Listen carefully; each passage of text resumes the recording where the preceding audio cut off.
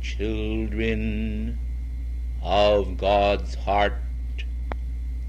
as I come to thee this day, mindful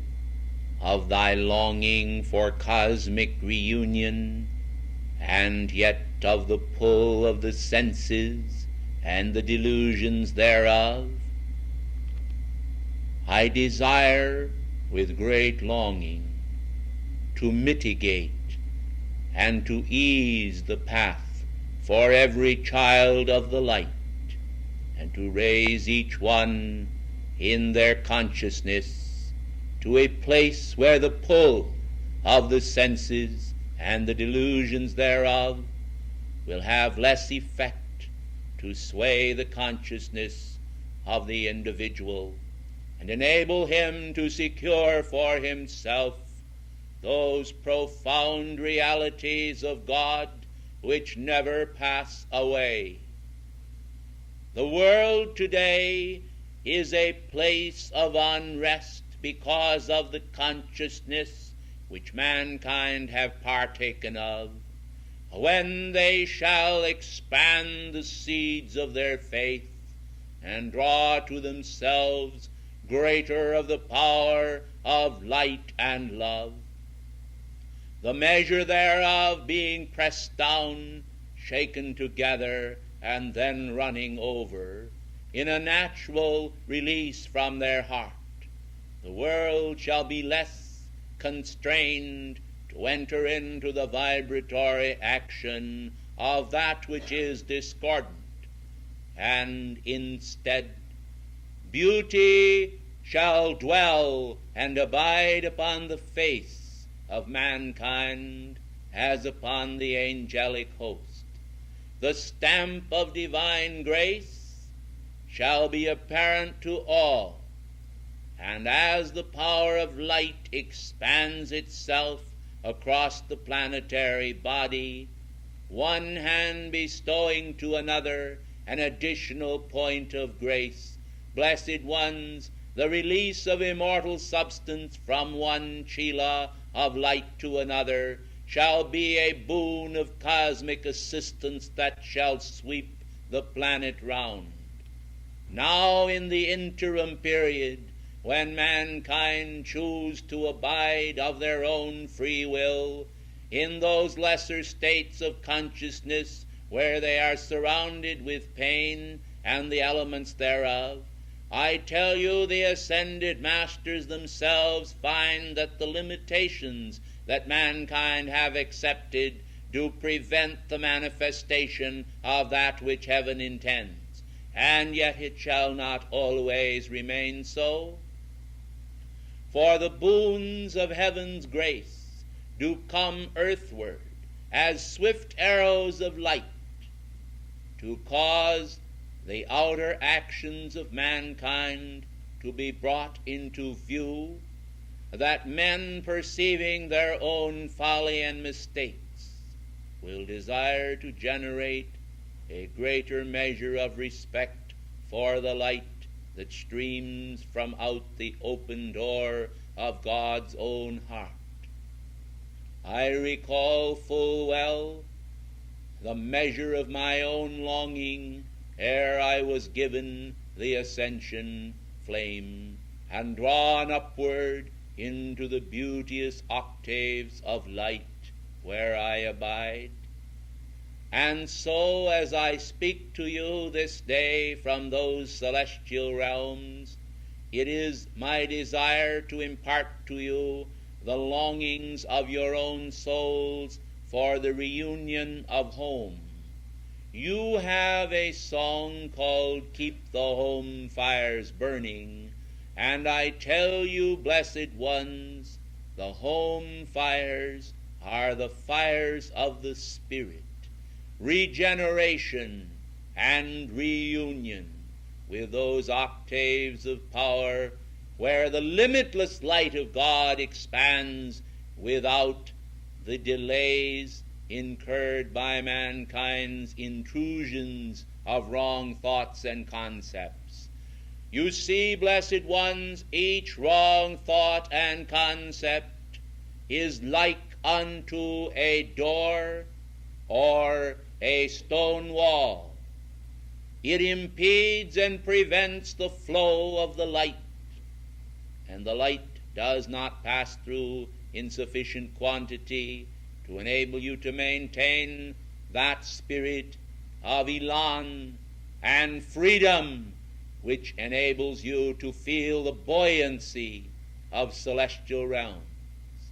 Now when your flesh forms are able to receive to the fullest degree the radiance of spiritual power, you will find a renewing occurring there, which is essentially a transmutation of the darker substance of the world into the unfailing light of God. Then you see mortality is swept up into its own immortal concepts, and the concepts of God become the concepts of men. So long as mortal concepts occupy the brains and minds of men, how can they clearly perceive that which is immortal?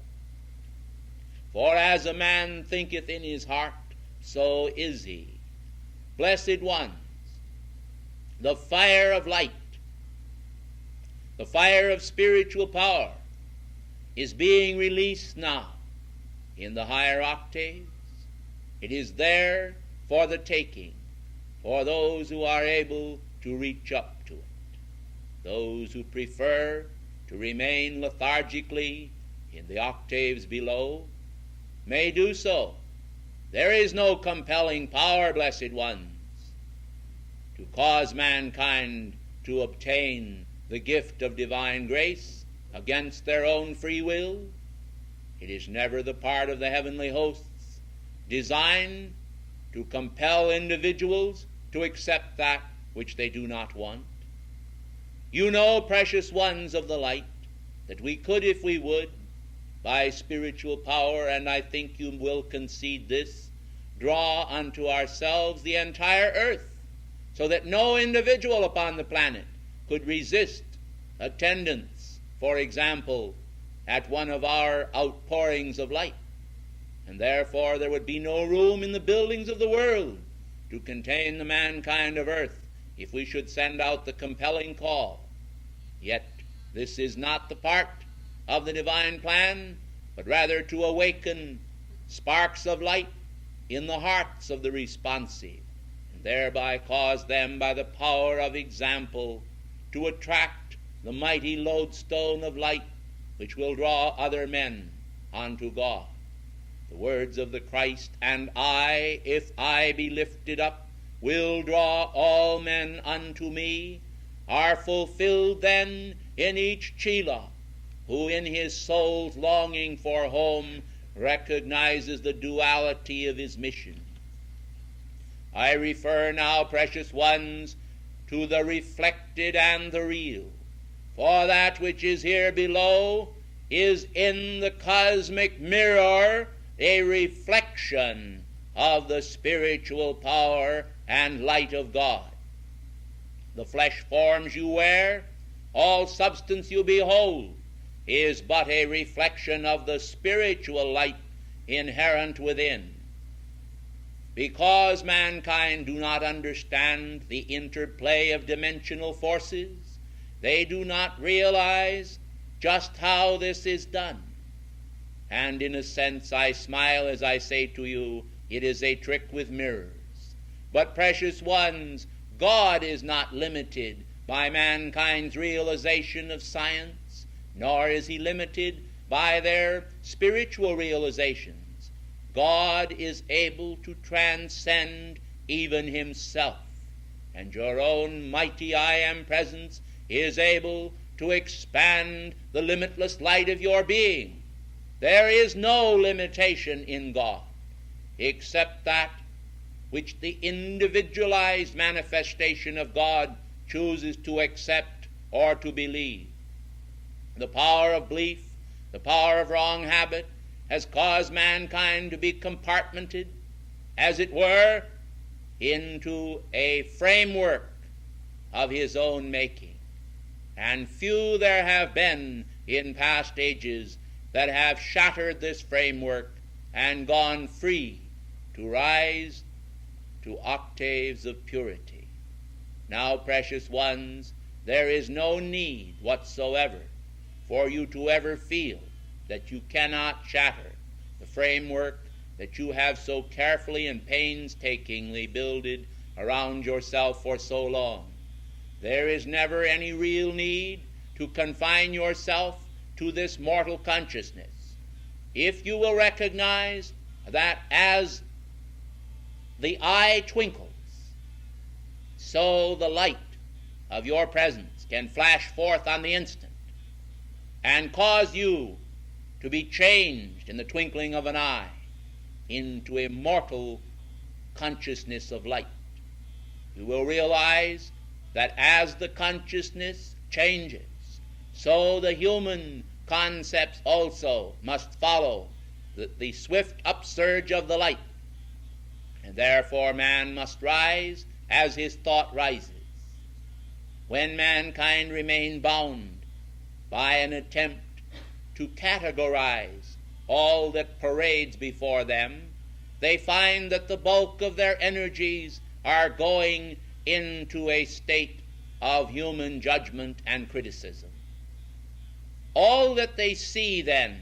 becomes a ceaseless parade of values which they desire to evaluate, that they may determine for themselves whether or not they wish to partake of it.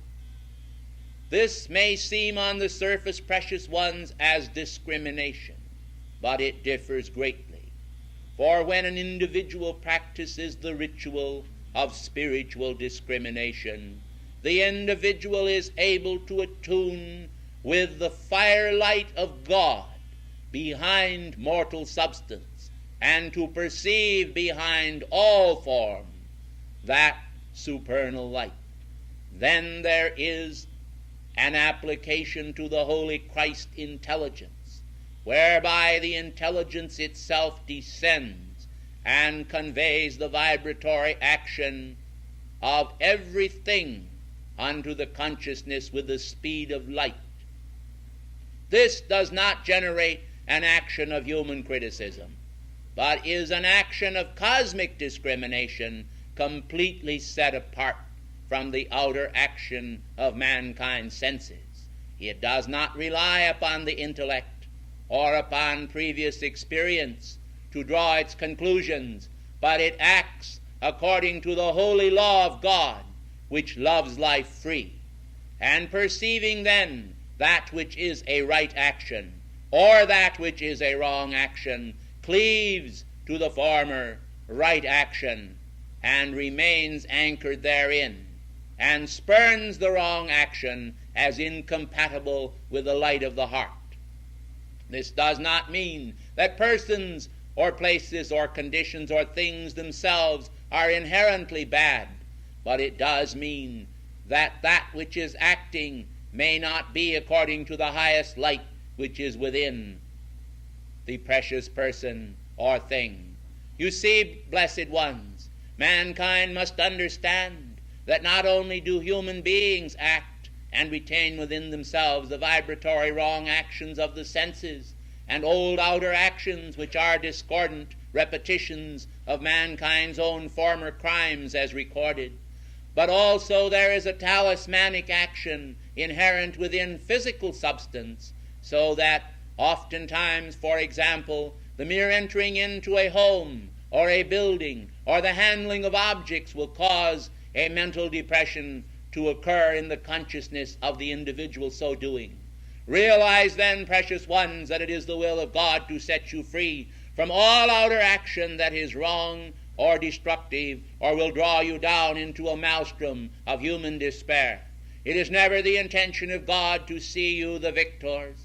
victims of any of these conditions, but ever the victors, precious ones. You must therefore understand the action of the great law as it pours forth through the screen of your consciousness and enables you to perceive clearly how you ought to walk and conduct your affairs. If you will only open your hearts and minds to the supreme enlightenment of the Holy Spirit,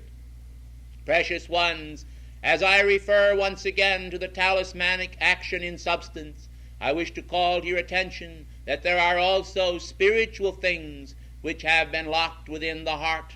of matter and substance and form, so that the ascended masters have located in various places of the earth focuses of tremendous light. There are also, unfortunately, banal focuses of evil, and those actions which do not contribute to the well-being of mankind. The discriminatory powers of the children of light, then, when called into action, will enable freedom to occur in the world of the individual, which will help each person to achieve their victory and their freedom from outer action. Now, precious ones, there is never any need for individuals to become tense about these conditions, or to walk in any form of fear as though you were walking upon eggs, precious ones. You may always, if you will, recognize that the power and pressure of your presence is an activity of light, not intended to cause you distress or pain, but intended to exalt you into the immortal consciousness that is always free from fear and the outer world's distress. When you recognize this, you will see that you can actually implant within your heart by a conscious act a renewal of the ancient covenants which God made with mankind's own soul in the beginning, that enables you to walk and talk with your own God presence as with your dearest friend. You will then not feel alone at any time, but in that wondrous communion of your soul with God in the Garden of Eden, the garden of all creation, where the purity of God manifests, you will perceive all the trees of the garden as wondrous to behold. You will recognize that the fruit thereof is for the eating and the taking and the delight of your being. But you will also recognize that now, by cosmic privilege, you are permitted to eat only of the tree of life if you would live forever. For the tree of life, precious ones, is the recognition that all of these precious gifts come from the divine source of that tree, from the root, as it were, of Jesse, from the seed of David, from the Christ consciousness, from the holy presence of God, which is anchored within your heart. I say this to you not in the sense of a generic action, but referencing this into the framework of a cosmic action, for it is the divine in man which gives to him the power of his immortality. Therefore, O gracious ones, rest in the consciousness of God and his peace always. Do not permit the outer world's action to cause you distress when the world seems to shake around about you with the vibratory actions that call forth either human sympathies or call forth the action of human condemnation of the acts of nations or peoples. Do not enter into the vibratory action of condemnation, for this is the desire of the sinister force, to cause mankind to become embroiled in many outer conditions. I do not say to you that many of these things may not cause you concern, for you may be identified in part with some of these through your former thoughts. But you must remember that the tree of life has one creator, and that creator is God. If you are to return to your own divine source, then you must not think so much of other parts of the garden of creation as you do of the tree of life, the central figure in this great garden of creation. For by partaking of the tree of life, and that alone, immortality is the fruit of your being, and then all of these outer things will eventually be added unto you in the form of dominion over them, and they will not have power over you. This, precious ones, is one of the keys and secrets of the great avatars. Not a matter of a moment, precious ones, was required by the law in order for individuals to change their consciousness from the outer periphery of the garden to the central tree of life, but a tremendous action which requires a summoning up of the powers and energies of the entire being, a drawing forth of the power of God in such a manner as to gird up, as it were, the very loins of the mind and spirit. Thus, individuals learn to control the energies of their being and not be controlled by them. This makes you, precious ones, the God of your own being. And as your own universe enters into a greater and more complete imitation of the divine, you will find the divine entering more completely into the temple of that precious life stream which you are, until the divergent stream becomes itself the sea, and the individual finds that the stream can reverse itself at will. And so the individual, who has always recognized the great current flowing through him as blending with the sea, can at will say, "O come, mighty tides of light," and the entire sea will flow backwards into your consciousness to bring to you whatsoever you desire of all of life in its great power of expansion. This gift then is given to every advanced individual who has entered into their ascension and the ritual thereof. They are able to draw from the great Akashic records and energies of the universe all that the law requires at any given moment, and they find then no condition of despair in their individuality. You see, precious ones, the gift of individuality would itself be a tremendous weakness, and mankind who would find themselves thus severed or cut off from the mighty power of God himself would be indeed bereft of all if they could not retain their contact with the all of God's being. Do you understand, precious ones, the meaning of this? Do you recognize what this is? Oh, precious ones, the gift of individuality which has been given to mankind is itself only mighty as man retains his contact with all parts of life and recognizes their right to retain contact with his own portion also, and that which he is able to contribute. For all is indeed in all, and all will indeed one day be all in all men, and all men will enter into the fullness of that which they in reality are. But the enigma, the great riddle, is of the Sphinx, spanning a mighty portion of the sands of Egypt,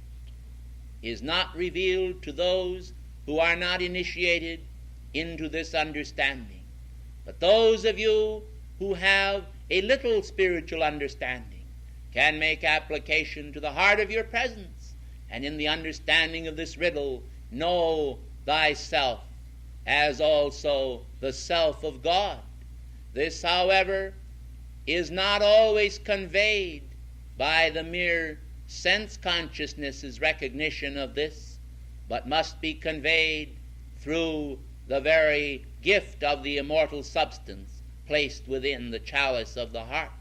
There must be an actual mechanical conveyance rather than just a mere mental acceptance. Do you understand, precious ones, then, that this is an actual action of the power of light, an actual contact, a very definite result that comes from the power of the mind and the spirit as it accepts for itself the gift of God's grace? I have touched here upon many things, some which in themselves may seem mysterious, and there is far more behind my words than the mere framework of the words can convey for themselves. Yet I know that you who long for the realities of home will understand the need to surround yourself here with not only the instruments of outer professional aptitude, but also of the inner professional aptitude of the Spirit. You will recognize the tangibility of these gifts and graces that pertain to light and power. You will recognize that to have your lamps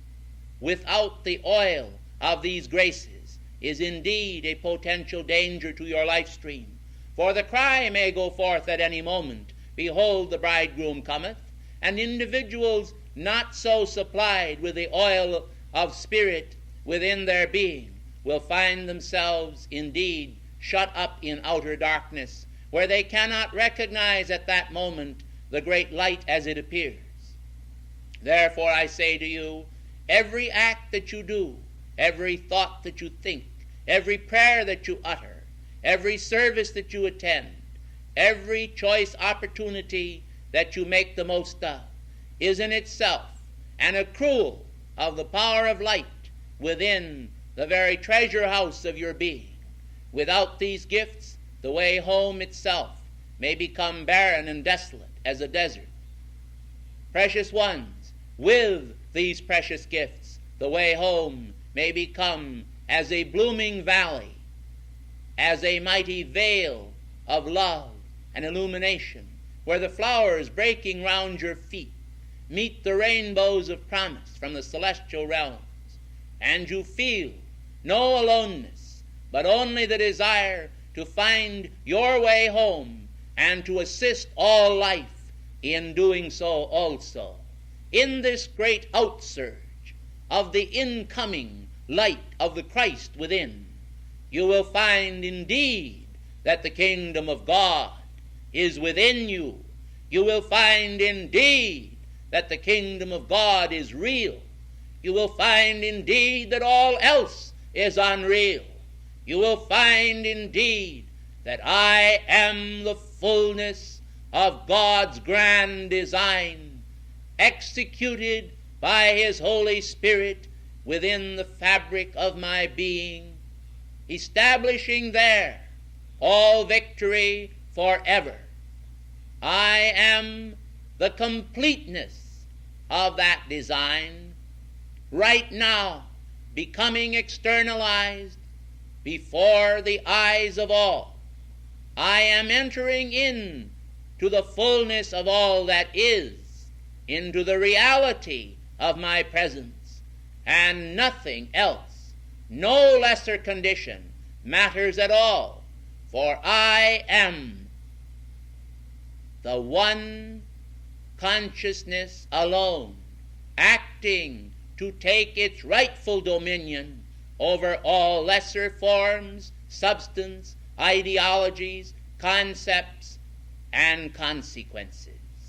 And thus does karma itself come under the dominion of the mighty paw of the Sphinx, who has entered in to reunion with the divine.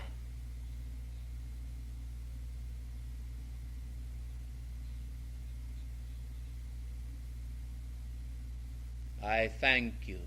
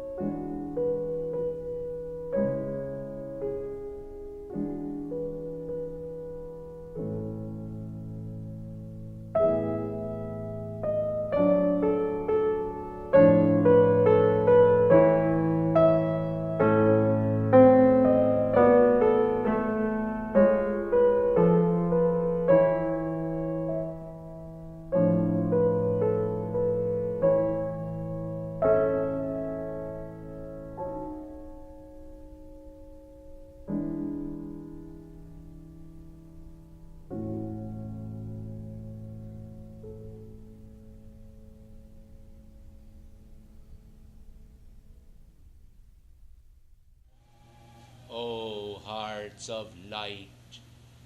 won't you please accept the pressure of heaven's love as it is poured out to you this night in anticipation of a further speeding up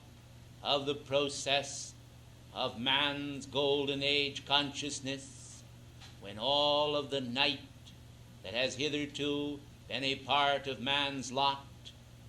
is forgotten in a mighty release of cosmic glory, a sunburst of divine illumination, and the glow of the life plan of the brotherhood for all of the earth and its evolutions. Precious ones, let go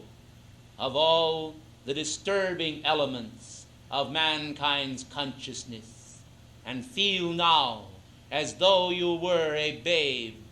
locked in the arms of God, held there in the full and secure knowing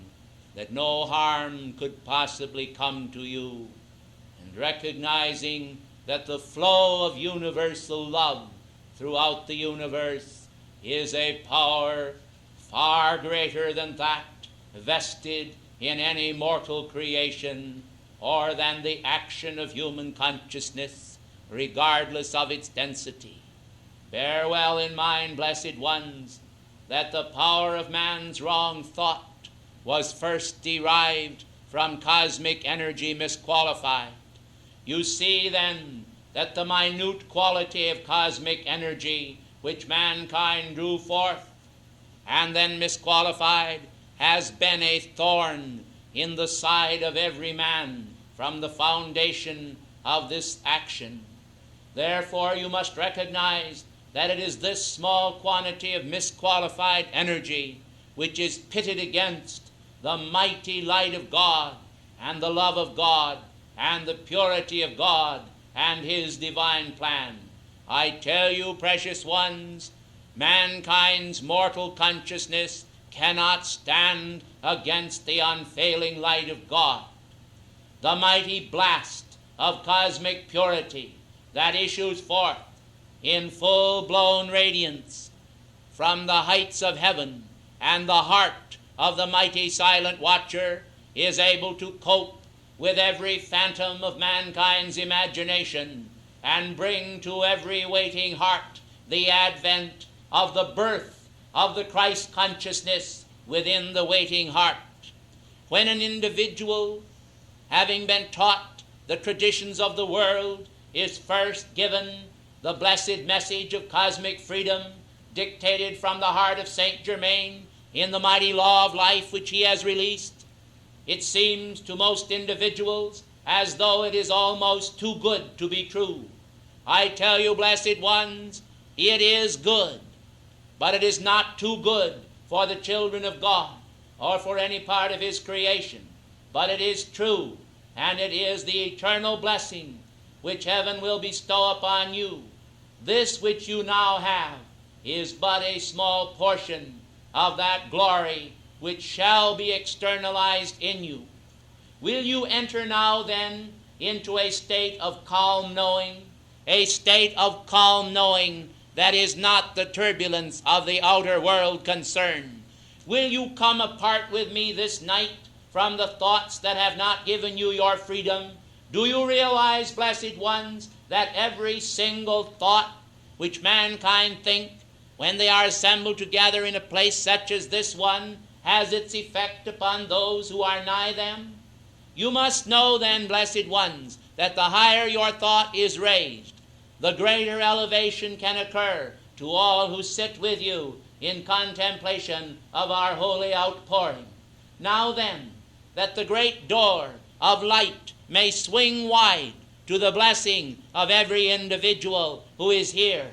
let us ask for the loving cooperation of every life stream, whether aware of the full portent of our release or not, so that we may urge upon you holy compliance with the will of God, which is to exalt your thought about yourself to the proper cosmic level, where you do not feel that you are, as it were, a mere human consciousness, small and insignificant, but recognize that you are a part of the mighty outpouring of God's holy light to the earth, that you too have a part to play with the Christ radiance for the salvation of mankind and in the fulfillment of a planet's destiny. Far too long have the mankind of earth sat and groveled, as it were, in the consciousness of the outer world, and this has never brought man any degree of freedom, as your beloved and blessed Saint Germain has told you. Saint Germain and all of the masters of the great White Brotherhood do not work against each other, blessed ones, but they work in a complete consonance of spirit and thought, and therefore we urge upon you this night the acceptance of the full pressure of light, the pressure of your own mighty I Am presence, so that you may become a partaker of the Holy Eucharist of the great White Brotherhood's own radiance, in memory of the outpouring of Christ consciousness from the only begotten of the Father, the one supreme release of his light into the great higher mental body of the divine all-presence, which was released then to descend as the mediator of the all-presence of God to all outer creation. You see, blessed ones, even the universe itself has a causal body, and it also has a higher mental body, and therefore the outer form of the stars and the planets and the moons and systems of worlds also have an intelligent Christ direction which comes forth from the higher mental body of the universe itself, and the vast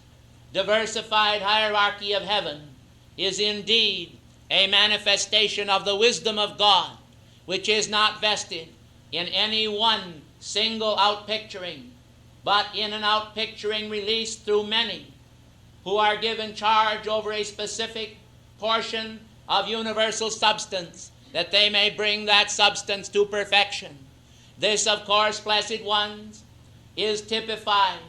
in the release of spiritual substance into the hands of the Manus of the races, that they may go forth with the allotment of energy given to them and call forth from among mankind the perfect golden age, which shall then bring deliverance to the people of that age and take them home in that perfect citadel of glory that is the eternal ark of the covenant of God between man and between God. Do you see, blessed ones, that there is a great symbol acting here in the idea of the Ark of the Covenant, the covering cherubim extending their magnificent wings almost to the point of touching, the Shekinah glory of the Most High God descending then from on high in a mighty ray and flashing forth its brilliance to the high priest in the tabernacle.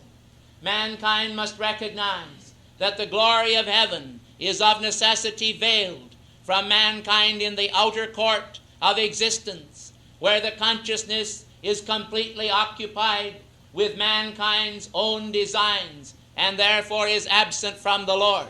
However, when an individual through the initiatic process is able to receive the great gift of the Urim and Thummim of the high priest and the breastplate of righteousness, he is able to enter into the Holy of Holies and behold the ark of the eternal covenant of his own being with the great divine presence of life. The glory that then shines forth to his eyes is most marvelous and gives him a completer sense of the power of God and his majesty.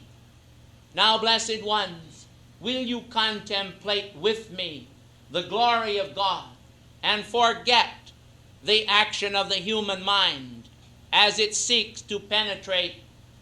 a multitude of thoughts and feelings concerning mankind? If you will become quiet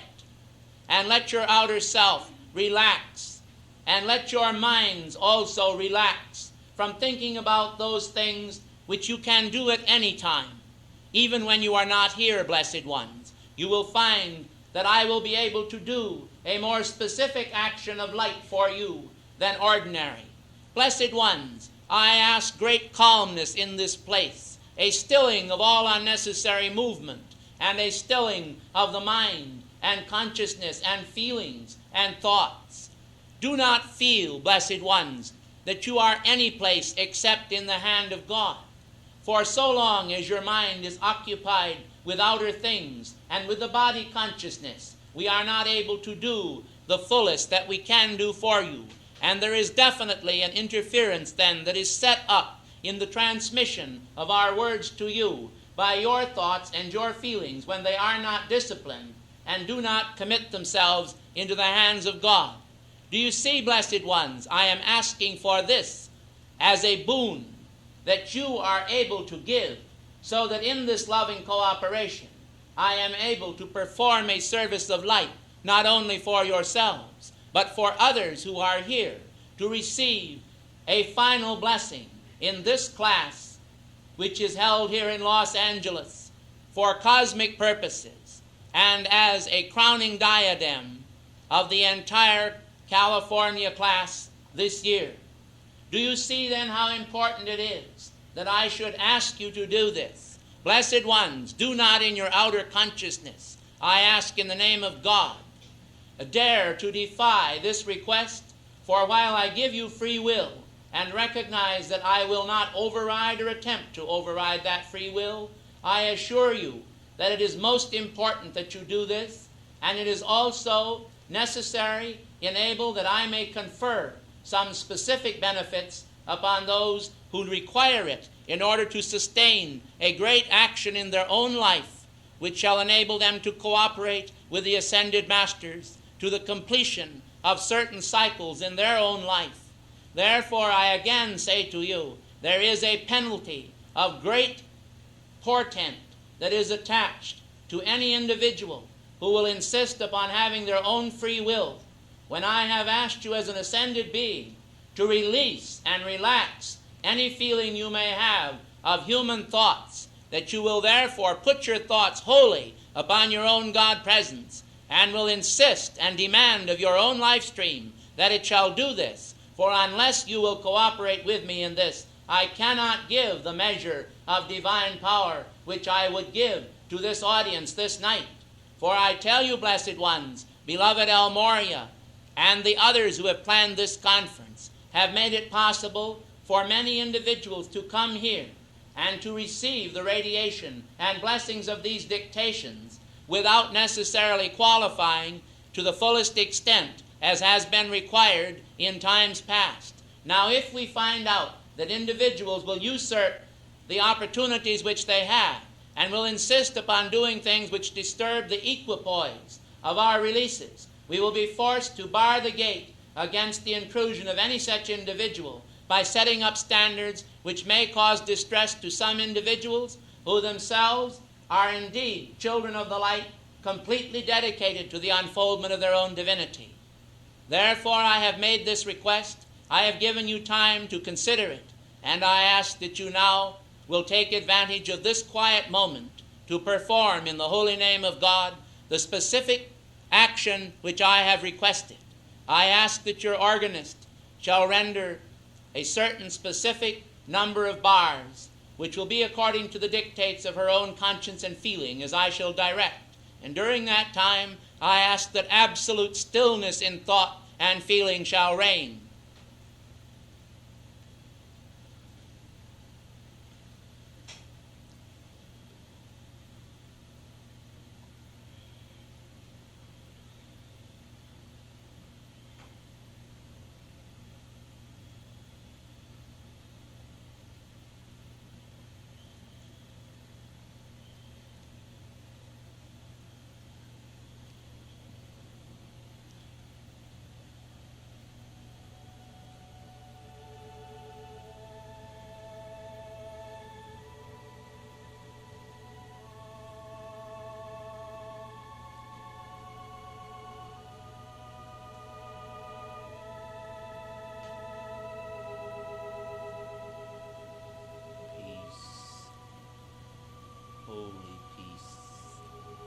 Flow forth like a river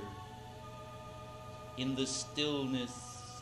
wending from the heart of God, the ascended Master's peace, Christ's peace, unity of heart and soul, oneness with the mighty outpouring of light, flooding forth as a crystal fall, as over a high precipice, descending now as a radiant stream of power from the heart of each man's God-presence, divinity flowing forth in strands of holy radiance, the purity of the angels, the light of the soul, the gleam within the single-eye vision, the immaculate concept. All this encompasses the world around, held in the hand of holy wisdom, held and sustained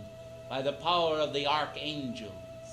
anchored and posited in the heart of every Chohan of the race and the ascended masters. Diligence, the outworking of heaven's pattern among men, that which bringeth forth out of shadow light, and transmutes darkness into light, and raises the vibratory action of the planet to a place where by attunement the wonders of the golden age civilizations of the past shall come again to a greater height, rising upward, and bringing forth the power of the angels among men, an increase of the healing currents of the universe that shall cause human disease itself to decay and to change its form, falling into a pit of nothingness, that it shall never be any more, that God shall wipe away by victory's hand all tears from every eye, all anguish from every soul, all weakness from all, establishing a pillar of strength from within the God flame of each heart, the pillar of fire that goes before mankind in the darkened night of the soul, and brings him across the sands of human consciousness to the land of promise, flowing with the milk and honey of spiritual energy, that men may be sustained even without the need of physical food,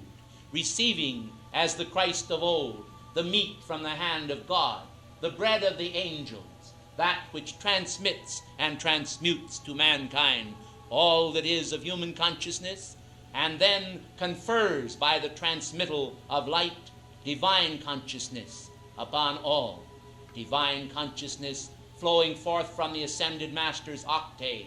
into the human soul, and raising that soul to its goal, the goal created by the All-Father in the beginning, when an individual was indeed a living flame spirit, dancing, as it were, and I speak symbolically, in the very palm of God's hand, and feeling the joy of all those associated with the outpictured nature of the fire being of God. Do you know, blessed ones, that even the joy of the dance, as was brought forth in this waltz which you played this night, does depict to mankind the holy joy which the children of light feel when their spirits are touched by the power of God, even as the children of Israel danced before the Ark of the Covenant. And now, blessed ones, I ask that there come forth here now, at this moment, a specific action of the flame of the Ark of the Covenant. I ask that this flame be intensified in whiteness. I ask that every human form willing to submit to God's edict shall feel the glow of that whiteness of transmutative love. I ask that the supreme purposes of purification intended by God for every individual contaminated by guilt or by outer world action shall come forth now in the flame of the Ark of the Covenant, and be transmuted, and let the individuals be changed from glory to glory as by the Spirit of the Lord. Our words, our thoughts, our actions are not a human action. They are an action of light, and therefore I invoke elemental life. And this night I shall invoke in your midst 120,000 fire elementals. O Rameses, prince of the fiery element,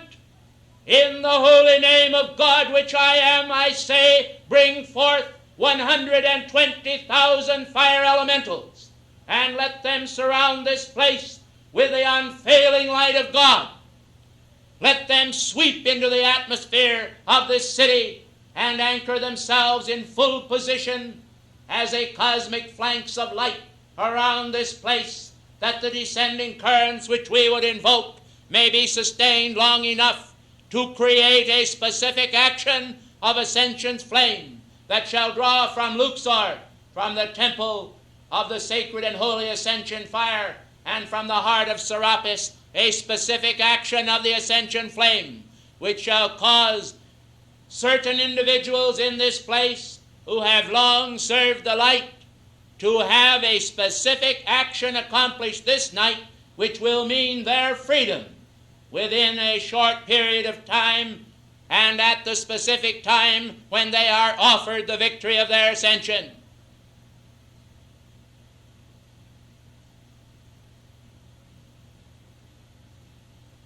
Great fire elementals, savants of the light of God, beloved ones who have served mankind for so long, I say unto you, in this place, according to cosmic design, are they who through the mercy flame of Kuan Yin and the violet transmuting flame of Saint Germain have offered themselves to God for his holy purposes, that as Cardinal Bonzano they might be raised into the victory of their ascension and know their cosmic freedom. I say now then, in the name of God, let the cosmic currents be anchored through their form, and let the spinal column and the brain and all of the blood cells themselves be given the specific action of the sacred fire, which is the descending current of God, which when it reaches the nadir of their world, ascends upward toward heaven in the victory of the ascension. Let this flame then be anchored in them, blessed ones, and let it be done now.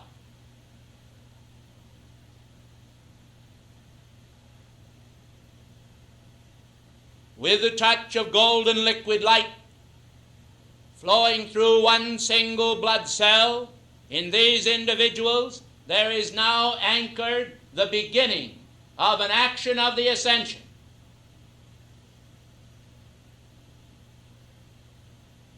The nourishment of this cell and the expansion of the light within it to spread throughout the entire bloodstream by holy attunement with the sacred fire elements will cause these individuals to be able to receive the transmutative ray of their ascension when the time and the fullness of the time has come. And that shall not be long as men count time. And yet, I ask that men do not speculate concerning this action, for speculation is not necessarily an act of virtue, particularly when it concerns the affairs of another. I know that those individuals who have received this action will know themselves exactly what has taken place, and I ask and I urge in the holy name of God that you do not discuss this with any other living soul upon the planet.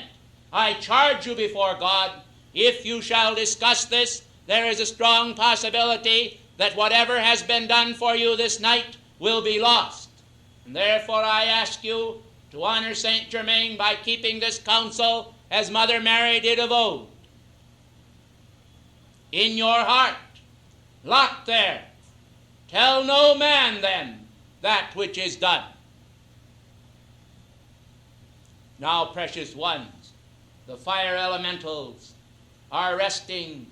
their beautiful swords of living flame, which they have extended so wondrously into the force field of this room, and they have folded their hands, their tiny hands, and with joy dancing in their eyes, they await the culmination of our action of this evening. And now I will direct a specific activity of light for and on behalf of America.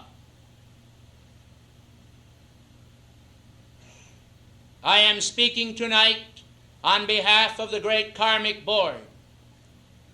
as a temporary appointee of the Goddess of Liberty to act in her name for the victory of America. Great perils are at hand for America in connection with the coming elections. It is therefore requested by the Karmic Board that the students of this light who understand the meaning of decrees and the necessity thereof will give calls for the protection of the American government and the American people against any injustice. It is requested that you shall call to the Goddess of Justice and to Saint Germain for the protection and the right selection of the proper person to be the President of the United States. I therefore call now, as an action permitted by karmic law, to beloved Sanat Kumara upon Venus for a release of the mighty golden eagle. And the eagle is descending now over the city of Los Angeles and is carrying a tremendous violet flame radiance, which is now anchoring itself within the force field of this focus of light, and it will spread its wings over the entire continent, remaining until the completion of the elections this year. I ask that you recognize that in every moment of peril to the American people, Saint Germain has come forth and has performed an action for the protection of America. And this action of this evening is also for the protection of America and the American people, and a protection of the holy light of freedom, that it be sustained, that the banner of this nation may long wave to establish the starry heights of the Constitution over the hearts of the American people and in their lives and fortunes and sacred honor. I am come then this night to bring to all of you a realization of the unity of all hearts upon the planet. For not to America alone did the Christ consciousness come, but also to the heart of the world. And the mother of the world awaits the full manifestation of the Christ as an exemplary act to all the nations of the world. And so here in this great nation, the woman crowned with the stars, and having beneath her feet the moon, stands holding in her arms the sacred Christ, child of every man's consciousness. This is not an outer form, it is an inner form, a form of the Christ image, which must come forth in the life of every individual. For although Christ be born in Bethlehem and walk the Judean hills 1,000 times, blessed ones, as has been said, unless he be born in thy heart, thou hast with him no part. Remember, blessed ones, he said it is more blessed to give than to receive. and ye have both given and received. But God is the great giver, who bestows upon America and the world the gift of divine grace. And so I say to you, O America, America, America, when danger trembles in the cup of life and threatens to pour over the brink, remember that God is thy refuge and thy strength. Let the hearts of this nation then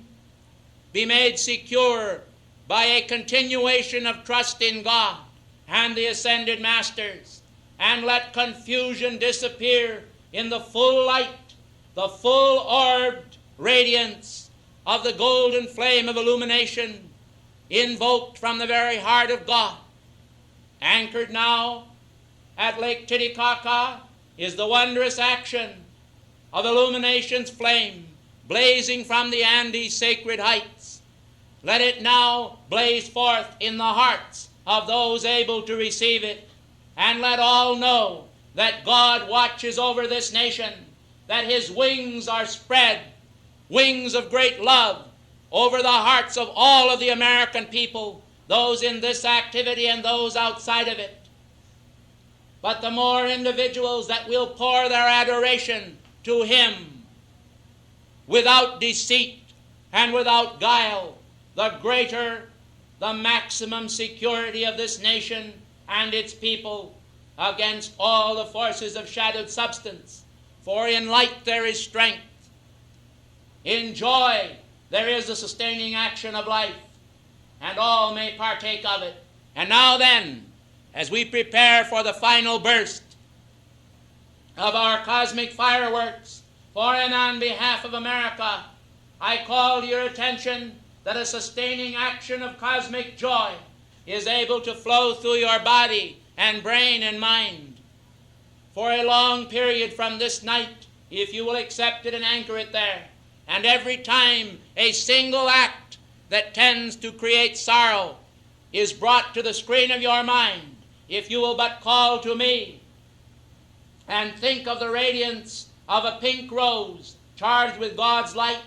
I will come to you, and I will also assist you in developing the wonderful spirit of the laughing waters. Do you understand what I mean, blessed ones? I refer to the joyous elementals, the undines, as they travel through the brooks and streams of America, creating a feeling of bubbling joy and cosmic mirth, and bringing to all the elementals the joy of God. You see, precious ones, within the heart of the earth there are veins of water. There are also veins of gold and silver and precious minerals. And there is a wonderful network of cosmic action, subterranean caves, focuses of a sacred fire, and the purity of Pelure's domain in the sun of even pressure at the center of the earth. Oh, precious ones, there are so many gracious and wonderful focuses of light upon this planet, and there are so many focuses of light anchored in many human hearts, that there is now no longer any cause for mankind to despair, but to let paeans of praise raise to God always from the heart, from the mind, and from the lives of all who are so blessed as to live upon this earth. Let all feel our joy released now then in limitless waves of light, and hold themselves worthy to receive it. I know that there are some individuals here who feel that they are not worthy to receive this light. Let me tell you, precious ones, to your own master you stand or fall. You have no right to judge another, nor do you have any right to judge yourself, for God has received and created you both. Therefore enter into the joy of thy Lord, here and now, while yet in form. And as you enter into the joy of the Lord, you will find it easier, for the pressures of life will be released from you. And when trouble comes, you can smile at trouble, and you can say to it, I have no part with thee, and yet if you come in my direction, I will laugh you to scorn, and so shall it be. For I tell you, precious ones, The devil, that proud spirit, does not like to be mocked and cannot stand the laughter of mankind when they refuse to submit themselves to the actions even of their own karma, but acknowledge that all comes about for their own release of freedom in this day and age, that they may be children of the light and shine forth as the sun in all of its splendor and radiance. You, precious ones, are tonight filled with divine delight, and that delight will endure so long as you accept it and anchor it in your world and do not permit yourself to enter into the vibratory action of your former state. For this is true with every ascended master outpouring. If mankind will accept it and recognize it as a precious gift from on high, and then polish it till every facet shines forth from their being, the mighty light rays that shall blaze forth from them shall act to raise them into the victory of their own ascension. All of the elemental beings of the earth now bow in acknowledgement of your heart's light and the calls you have made for their freedom. They rejoice, and they have trooped also around about this force field tonight, gathering themselves in mighty waves, amphitheater-like, around this force field, accompanying then the wondrous fire elementals, and bringing further delight to the angelic host.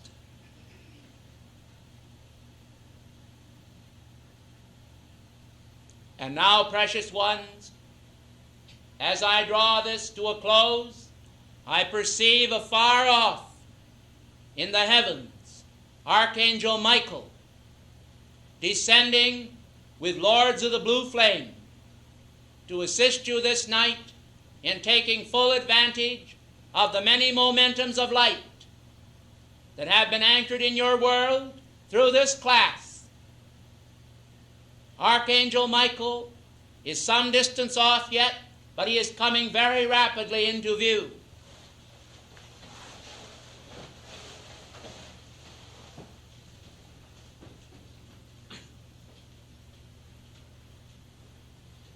He is now over the city of Los Angeles with drawn sword, accompanied by the legions of blue flame.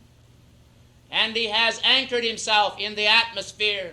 at a height of 1 mile above the city. The blue flame angels are now taking the formation of a giant pinwheel.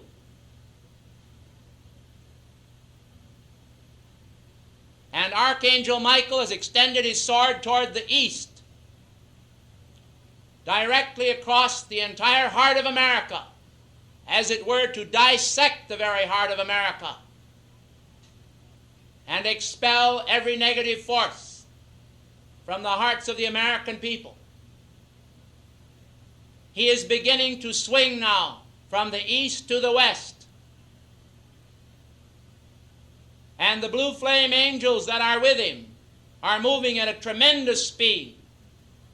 so that it is like a giant kaleidoscope of light, all of blue flame color, with the white radiance of his robe in the center.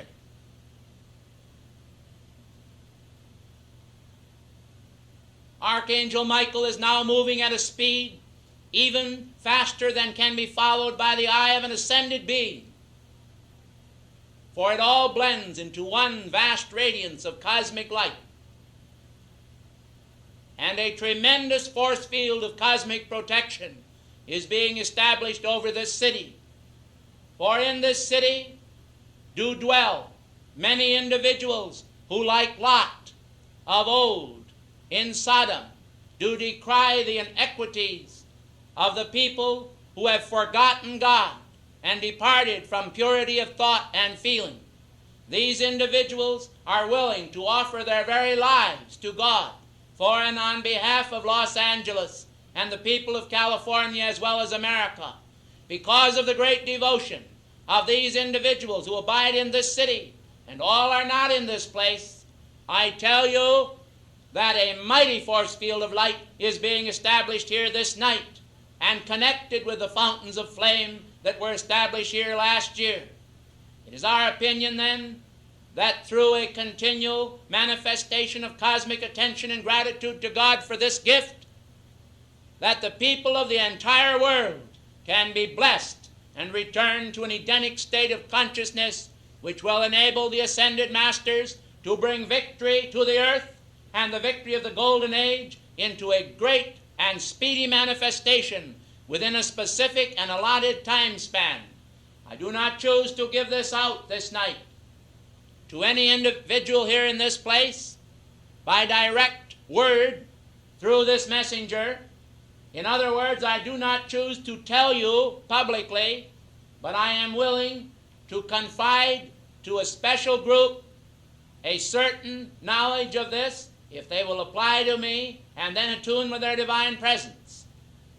However, there is one stipulation. I do not want an exchange of concepts between individuals. I wish whatever is given to you to be retained in your own heart again, so that there is no outer discussion of this activity, but only a determination to reinforce now and for all time the fullness of the great cosmic light that is poured out over America for the victory of the earth and for the freedom of every living man, woman, and child, and the victory of God over men. Ladies and gentlemen, I, Eriel of the light, salute you and depart, taking with me the beautiful memory of your thoughts and feelings and your devotion to the God of your being. I shall come again at the appointed time, and I hope to perform a service even greater than this night for elemental life. But the time is not yet. Be diligent, be true, be faithful and pure, and God will reward thee openly. I thank thee and bid thee good evening.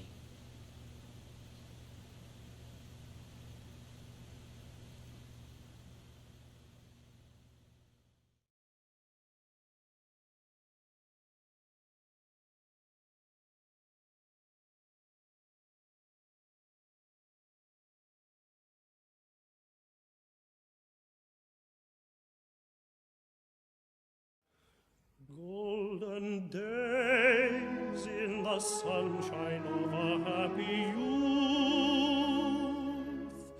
golden days full of innocence and full of truth. In our hearts we remember them all else above. Golden days, days of youth and love, how we laughed with a gaiety that had no sting, looking back through memory's haze. We will know life has nothing sweeter than its springtime. Golden days when we're young, golden days.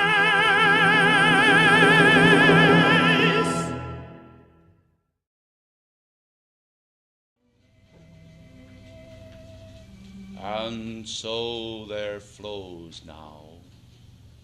the wondrous outpouring of our love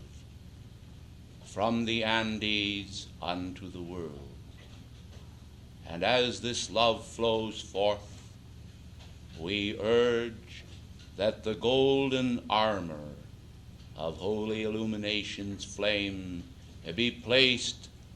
in the consciousness of all, as though it were wrapping and enfolding them around, so that the arrows and pestilences that infest the world to this present hour may be stayed, and by the gift of divine illumination, men may walk in robes of righteousness, the right use of divine power, will make this planet reflect the golden age radiance which it is our will to expand now. And so, as I come to you this morn, it is my wish that you will feel the sweet gift of our grace imparted to you through the angelic messengers which issue forth from this retreat, carrying to your heart strands of golden substance, that you may feel also the illumination of this precious substance as it is placed by angelic hands as a circlet of light around your brow. The anointing of this holy gift is to intensify the flame of illumination and to decrease the density of the brain consciousness of man, so that the Holy Spirit of illumination may flow forth unimpeded and expand our light to the youth of the world in this hour of cosmic need, when balance is the call of the hour, and they must be taught, and they must be inspired, and they must be inspired by the power of example, and holy truth must be shown unto them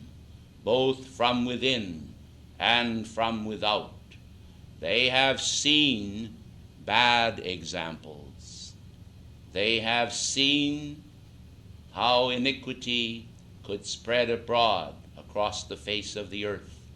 and lay the seeds of destruction that, according to the recorded past history of the world, has wreaked havoc upon many a nation. Now then, in this day and age, as in all time, the power of God is the fortress of life, which will give to mankind the fullness of their great spiritual need. As I am come to you this holy morn, I then come with cosmic purpose in view, bearing tidings of kindness and grace from the lovely lady Meru, who is my consort. Today we shall not experiment, but we shall perform. We shall weave a network of light over the planetary body. And because this is the day called Sunday, we shall utilize the energies and devotion of many hearts to weave this great garment of light over the planet. And it is our intent this day that this garment of light shall resemble a coat of golden chain mail, so that we may plug the gaps in mankind's consciousness where the penetration of psychic substance passes and causes them to reinfect various areas of the world after the decrees and calls of the students of light have effectively rendered them antiseptic. We desire then that you will understand our words and will understand the purpose of our radiation this morning as issuing forth a call to light, a call to light, a call to light. Hence, that great being, the goddess of light, is joined in the upper atmosphere over this city by the Queen of Light in an action of unprecedented purity to utilize the focus of the fountains of flame that was placed here last year in expanding the consciousness of all those students of the light who have continued to call for the freedom of the youth of the world, and the power of good example to be intensified before the screen of their mind. As I come today to you then, it is, I repeat, for a specific purpose, as well as for a general purpose. For the Christ of the Andes, this magnificent statue of light, is now being charged, while I am speaking to you, by angel devas from many parts of the world, and is also being touched by a rod of power held in the hands of the angel deva of the Jade Temple. This action of purity is talismanic in action and designed to cause a spiritual white radiance of cosmic light to be released from this statue in commemoration of the cosmic Christ. And as this takes place, it is beamed out in an omnidirectional manner so as to contact the entire periphery of the earth's surface. These currents then follow the curvature of the earth and will incite a cosmic action of love and light wherever they contact the spires of worship of mankind this morning, weaving together the energies of both Christian, Muslim, Jew, and Buddhist, and the many religions of the world into a consecrated chalice and force field that the angelic host will take up and offer to the karmic board.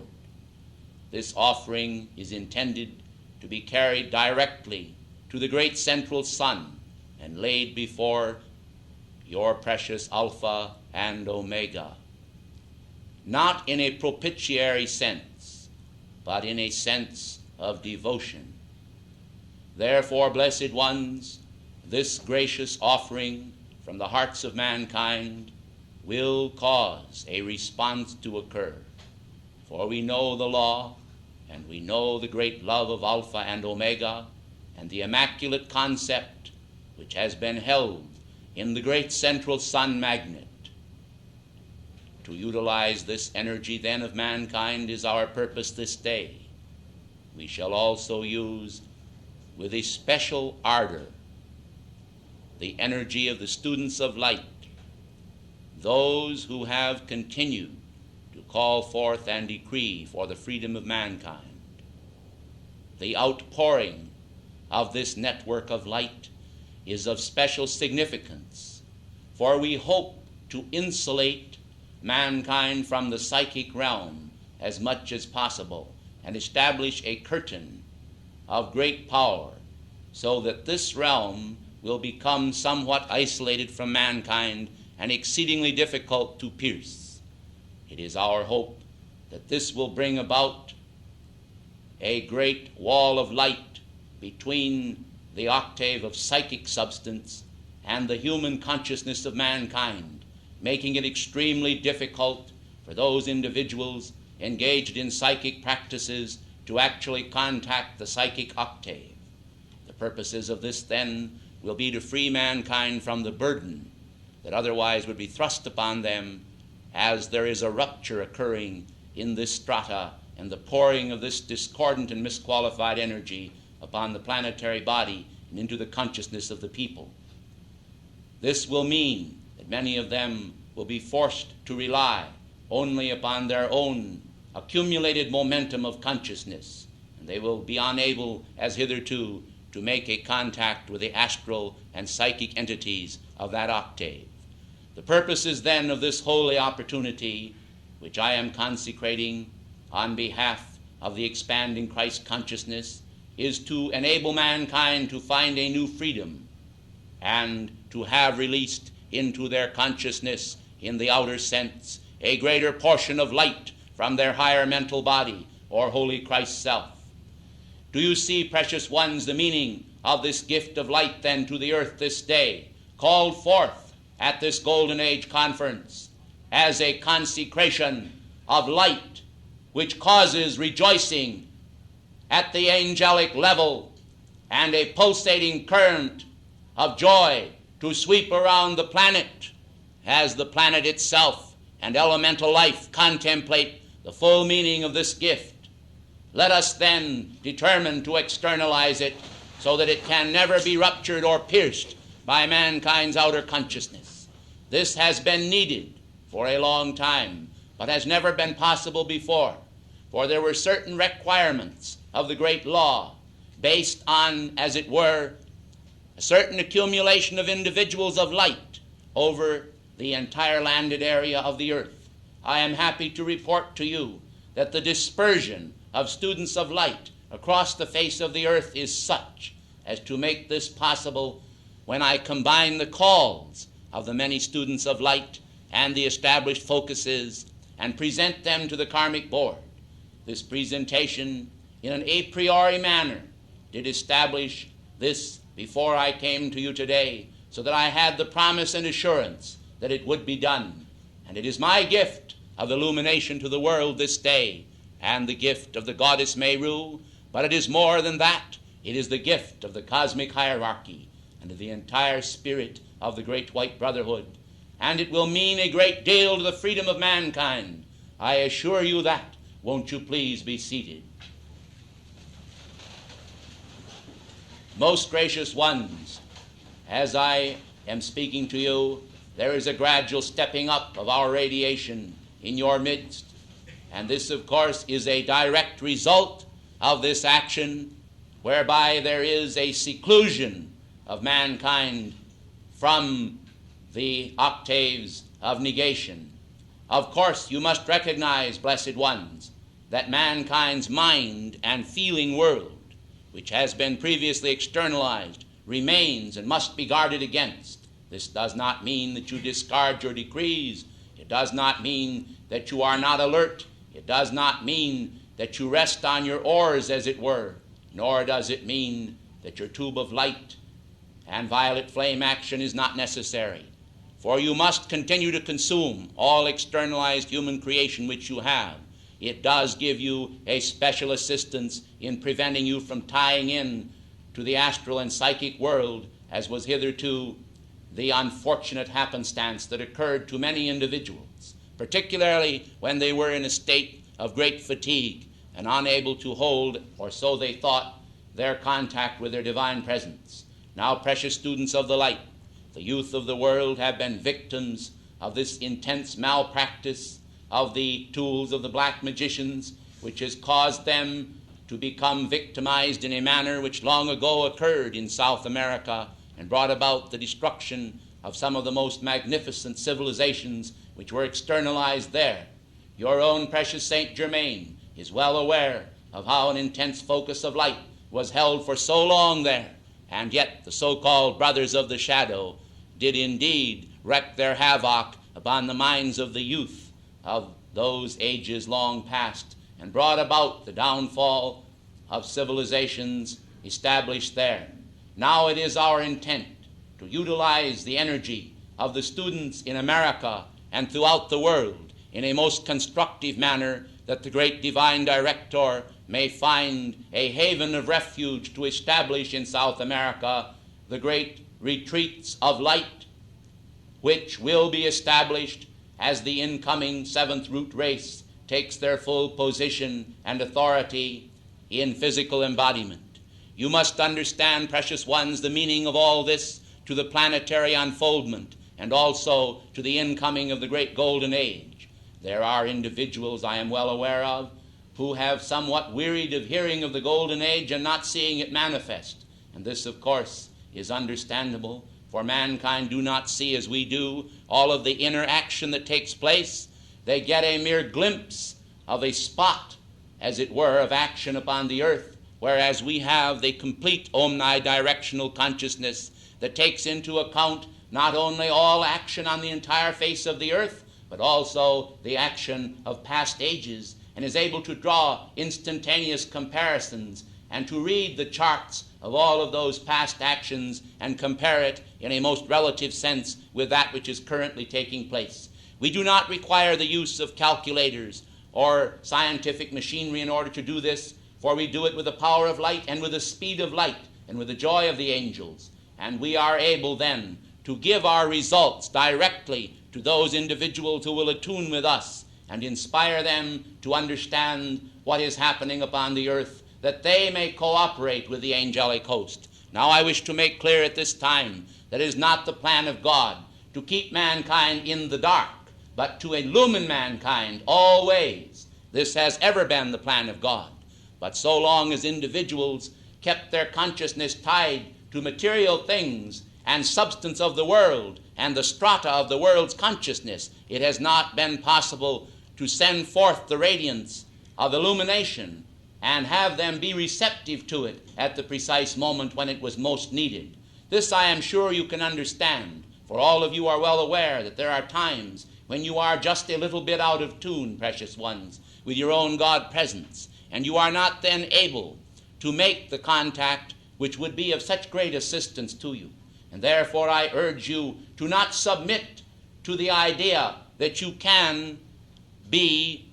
directed into a state of consciousness or pulled down, as it were, and magnetized to the dense gravitational pull of the earth and the consciousness of men. Accept the idea that the power of light above you is so much stronger and greater, and it truly is, that there is never any need for you to endure, even for so long as 1 minute, precious ones, the negative consciousness of the world. The moment that you recognize what is acting, you may make your calls to your presence, and on the instant, with the power of light, the presence will answer that call. If you will enter into the full assurance of this, and will realize that this is being done, it will assist by a pressure of light your own blessed selves in rising into a higher momentum of achievement, whereby your calls will be answered much sooner and speedily. I am sure you are aware of the fact that many of the early students of light in this specific activity, when the law first came forth,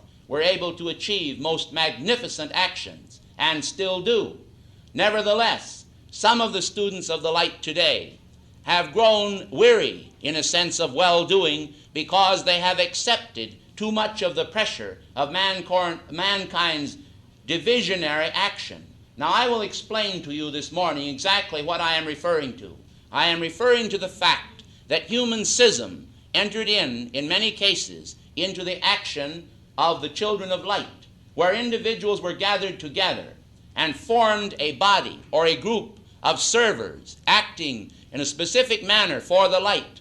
at various locations upon the earth's surface. The sinister force would direct, through human action and conduct, some form of divisionary activity based upon the human ego. This often took the form, precious ones, of criticism, condemnation, and judgment of the leaders. In some cases, this might have been merited in the sense that the leaders were not always manifesting the full action of their own divine self. But then neither were some of the students, and therefore there was wrong on both sides. Of course, capital gains were made of this by the sinister force and the negative powers of the world in order to create a division that would weaken the powers of light, for they knew that in union there was strength, and by dividing they were able to conquer the individuals and cause them to go down under the power of human negation. And therefore the great divine plan was thwarted, and mankind themselves were not exalted and lifted up,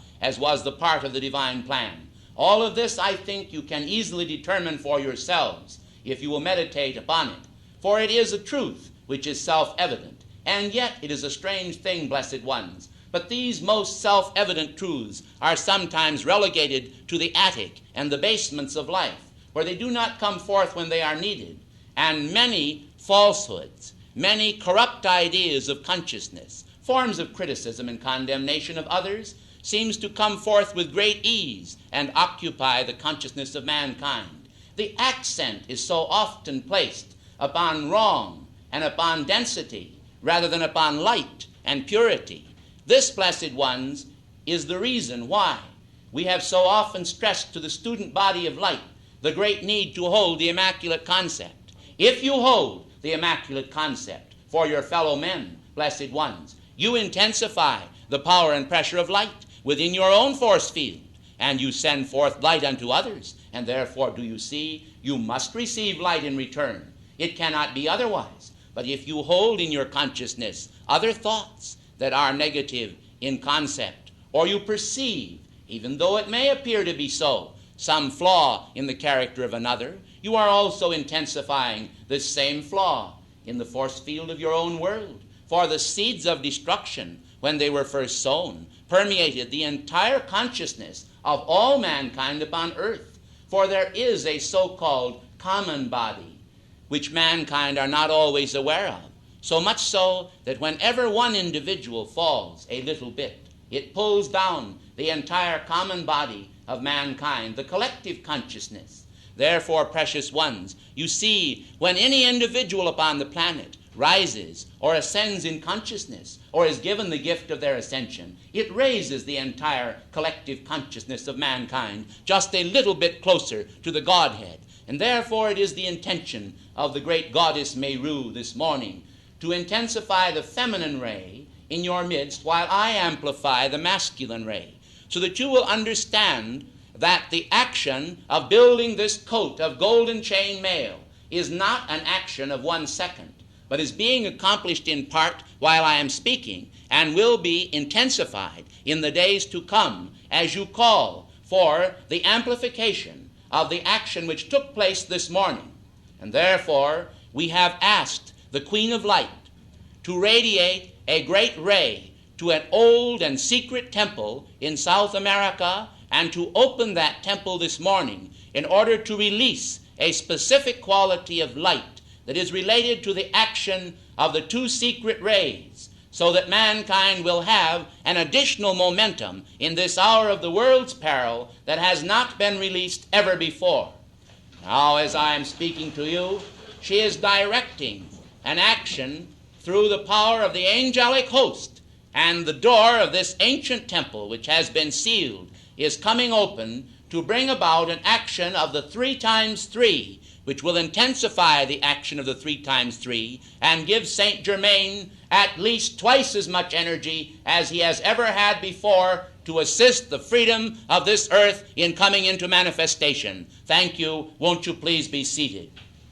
Precious ones, mankind do not know the intense action that has been directed into the world in connection with the world's problems. They sometimes gaze upon these problems, and it seems as though they are fascinated by them, for they seem so momentous and monumental. They are like monoliths standing with sharp points, and it is as though mankind fear lest they be pierced by these monoliths of unrighteousness. We recognize, precious ones, that the pages of history are stained with an intense action of negation, with a gross action of mankind's warfare that has created bloodshed and human vanity and strewn this over the entire pages of history.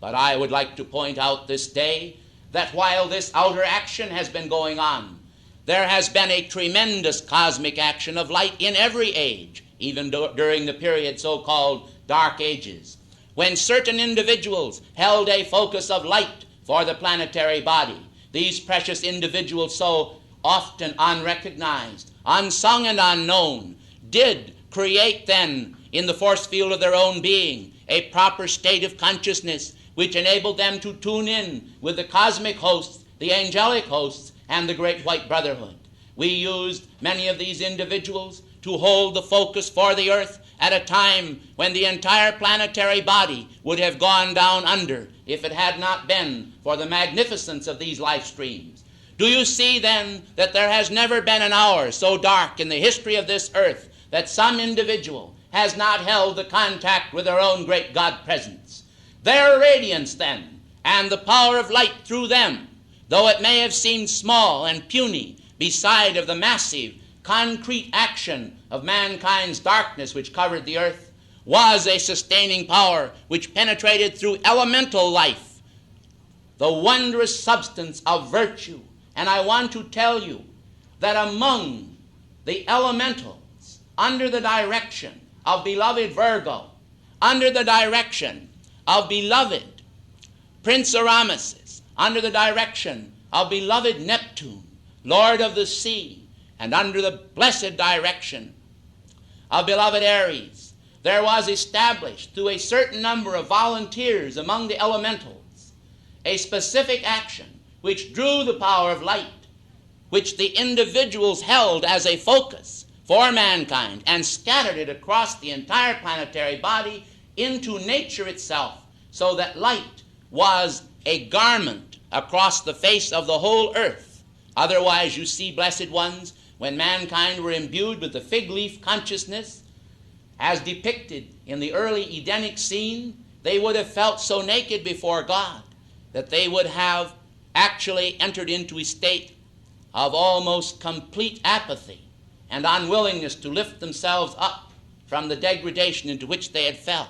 But because some individuals held this focus, the mighty light rays continued to pour forth a stream of energy to the earth, and elemental life, blessed ones, held that focus for mankind when the masses were unable to do it. Will you not then pay tribute to those blessed elementals and all that they have done, without even, in most cases, the thankfulness of the gift of immortality conferred upon them, because they had to do a specific action which many of them were not able to do, of entering into the human kingdom and passing on into the angelic host. You see, blessed ones, the blessed elementals have so little hope beside of yourself for immortality. For although you were made a little lower than the angels, what a blessed crown of light there is awaiting for each one of you and for all mankind when they are ready to throw off the yoke of human oppression that divides hearts from hearts and accept the fullness of the Christ radiance.